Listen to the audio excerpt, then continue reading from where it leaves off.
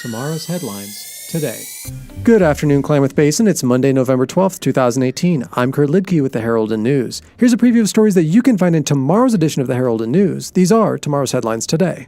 A beloved Lake County eatery's future is unknown following a fire on Saturday morning, destroying much of the building. The Homestead Restaurant, one of only a handful of restaurants in the historic Lake County community of Paisley along Highway 31, caught fire early Saturday morning. Paisley Volunteer Fire Department and Paisley Disaster Unit responded to reports of the fire around 5:50 a.m.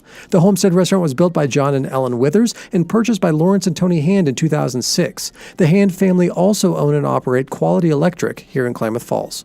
A parade through downtown Klamath Falls Monday morning highlighted remembrance celebrations for Veterans Day. A ceremony was also held in Veterans Memorial Park with a special nod to World War I veterans in recognition of the 100th anniversary of the armistice on November 11, 1918.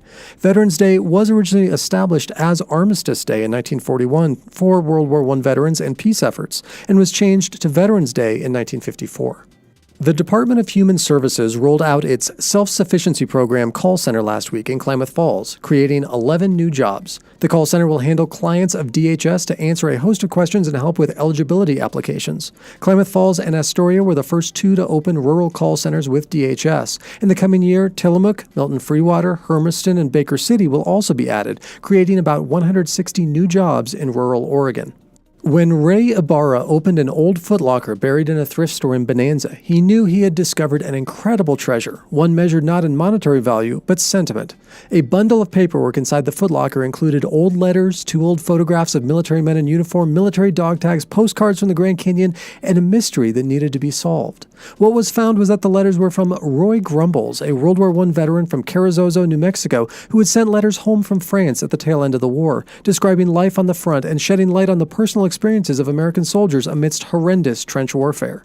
After the war, Grumbles moved to Klamath Falls, where he worked as a postal clerk for 30 years. He died in 1960.